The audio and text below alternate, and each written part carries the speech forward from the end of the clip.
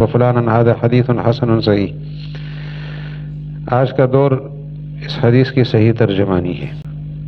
میں نے افغانستان کے طالبان کے ایک ذمہ دار کا ایک انٹرویو سنا تھا، یہ حدیث مجھے صحیح سمجھ آ گئی۔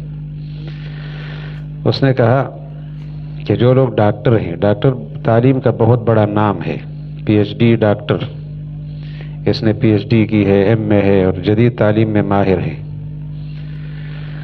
تو افغانستان میں ایسے لوگ تھے پروفیسر ڈاکٹر جنہوں نے باہر کے ممالک میں یونیورسٹیوں میں پڑھائے۔ جب امریکہ نے آنکھیں دکھائی، سب نے ہتھیار ڈال دیے کہ امریکہ سے لڑنا نہیں چاہیے، حکمت سے کام لینا چاہیے، اور یہ ہونا چاہیے اور وہ ہونا چاہیے، سب نے ایسا کیا۔ اور جو ان کی نظر میں تعلیم کی سطح میں کسی درجے میں نہیں ہے، مدرسے کا عالم تو ان کی نظر میں کسی درجے میں نہیں ہے۔ مدرسے کے عالموں میں مولانا سرفراز خان صفدر کتنا بڑا نام ہے، آپ ان کا سرکاری ریکارڈ چیک کریں تو نام اس طرح لکھا ہے: محمد سرفراز خان صفدر، ولد نور احمد خان، قوم سواتی، فاضل دیوبند، اور آگے تعلیم کے خانے میں لکھا ہے ان پڑھ۔ فاضل دیوبند لیکن ہے ان پڑھ، کوئی تعلیم نہیں ہے، نہ پرائمری نہ مڈل، کچھ بھی نہیں ہے، ان پڑھ ہے۔ اور جن لوگوں کو تعلیم یافتہ سمجھا جاتا ہے، دانشور سمجھا جاتا ہے، تو اب ان کی تعلیم کی سطح بہت اونچی ہے، اور ادھر طالبان ہیں جن کی تعلیم کی سطح دنیا کی نظر میں کچھ بھی نہیں ہے، ان کے محدث کی تعلیم کی حیثیت نہیں ہے، تو طالب غریب کی کیا حیثیت ہوگی۔ لیکن جب امریکہ نے کہا ہم آ رہے ہیں، انہوں نے کہا کوئی مسئلہ نہیں، اور جب آئے تو پوری دنیا ایک طرف تھی، دانشوروں کے ساتھ تھی۔ یہ دنیا کی پہلی جنگ ہے جس میں دنیا دو حصوں میں تقسیم نہیں ہوئی، اس سے پہلے ہر جنگ میں دنیا دو حصوں میں تقسیم ہوتی تھی۔ افغانستان پر پہلا حملہ ہوا تھا، روس ایک طرف تھا تو امریکہ دوسری طرف تھا، لیکن اس جنگ میں پوری دنیا ایک طرف تھی، روس، امریکہ، برطانیہ، حتیٰ کہ خود افغانستان کے اندر کے لوگ، اور ہم تو تھے کدھر آپ کو پتہ ہی ہے، بلکہ اب کدھر ہیں ابھی بھی۔ تو ساری دنیا ایک طرف، ایک ملا اور طالب علم، اور وہ بھی مختصر تعداد میں دوسری طرف، اور 20 سال حوصلے سے لڑے وہ۔ جس وقت وہ اپنے قدم پہ تھے نا اور امریکہ ان کی پشت پہ تھا، تو ہم پاکستان والے ان کے ساتھ تھے۔ ہمارا ایک اخبار نکلا کرتا تھا، اس کا نام تھا ضرب مؤمن، ہم بھرپور ساتھ تھے، ہر مدرسے میں ان کی حمایت میں باتیں ہوتی تھی۔ لیکن جب امریکہ اس انداز سے سامنے آیا کہ دنیا ایک پیج پر آ گئی، تو ہم نے پھر ان کے بارے میں کہنا اور دعائیں کرنا بھی چھوڑ دیا تھا۔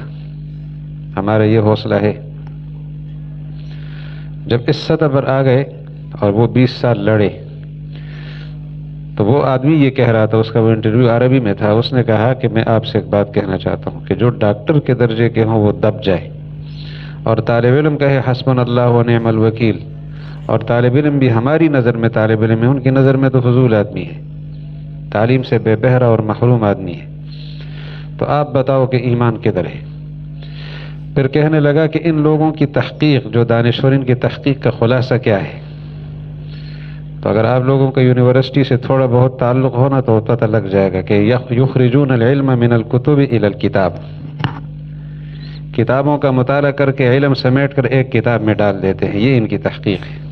مقالہ کس کو کہتے ہیں؟ بہت ساری کتابوں کا مطالعہ کیا، ایک کتاب لکھ دی، یہ ہے مقالہ۔ تو یخرجون العلم من الکتب الی الکتاب، اور اس علم کا اثر ان کے شکل، صورت، نظریات پر بالکل نہیں ہوتا۔ کہتا ہے حتی ولو جاوز حد المنافقین، اندر سے منافقین کے درجے سے بھی آگے نکلا ہوتا ہے، اور ہے ڈاکٹر صاحب۔ کہتے ہیں مدرسے کا طالب علم جو پڑھتا ہے اس کے جسم پر اثر انداز ہوتا ہے۔ تو اب آپ بتاؤ کہ کون سا علم ہے جس نے تبدیلی لائی ہے یا جو کوئی تبدیلی نہیں لاتا۔ ڈاکٹر صاحب نے آپ یونیورسٹی میں جائیں اور علم کلام پر ان کا لیکچر سنیں تو آپ اپنا شرقائد بھول جائیں گے کہ یار ہمیں شرقائد کا کچھ نہیں پتا۔ آپ علم اصول فقہ پر ان کے لیکچر سنیں، آپ بخاری شریف کے حوالے سے ان کا لیکچر سنیں تو آپ حیران رہ جائیں گے، ہم بخاری کو تو سمجھے ہی نہیں ہیں، لیکن چہرے پر اور پاؤں سے لے کر سر کے بال تک کوئی اثر بخاری کا نظر نہیں آئے گا۔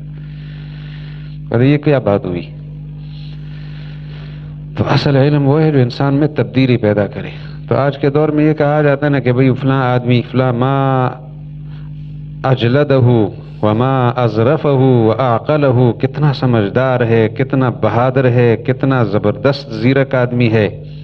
یہ اس کی تعریف کی جائے گی اور دل میں ایمان کا ذرہ بھی نہیں ہوگا. اللہ تعالیٰ اس مدرسے کی حفاظت فرمائے.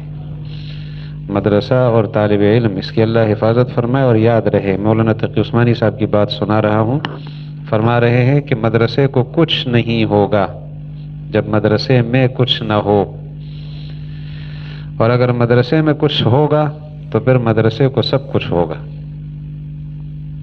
سمجھ آ گئی نا؟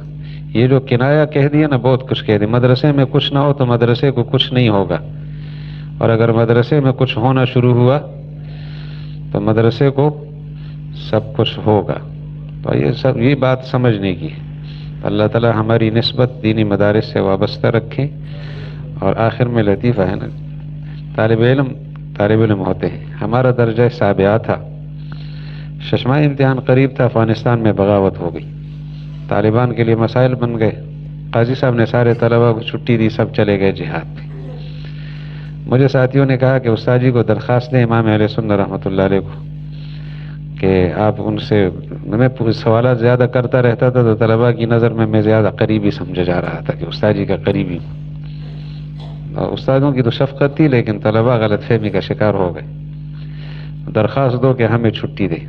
میں نے درخواست دی، استاد جی نے پڑھی، فرمایا بھائی بات یہ ہے کہ بے شک جہاد کے لیے جاؤ، لیکن امتحان دینے کے بعد.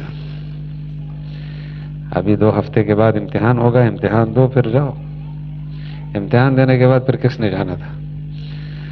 تو میں نے پھر آپ کو واقعہ سنایا تھا کہ میں نے حضرت سے پوچھا کہ جی اجازت نہیں ہے بزرگوں کی طرف سے. تو جاتے جاتے فرمایا بخاری شریف کی پہلی جلد صفحہ نمبر 421 حاشیہ نمبر 9 دیکھو، اس کے بعد فیصلہ کرو. بخاری شریف جلد نمبر 1 حاشیہ نمبر 9 اور صفحہ نمبر 421، یہ دیکھو اور پھر فیصلہ کرو. وہ آپ پھر دیکھ لیں، پرانا نسخہ آپ کے پاس ہوگا. الحمدللہ انوار العلوم میں یہ پرانے نسخے بھی ہیں. ٹھیک ہے، ظہر کے بعد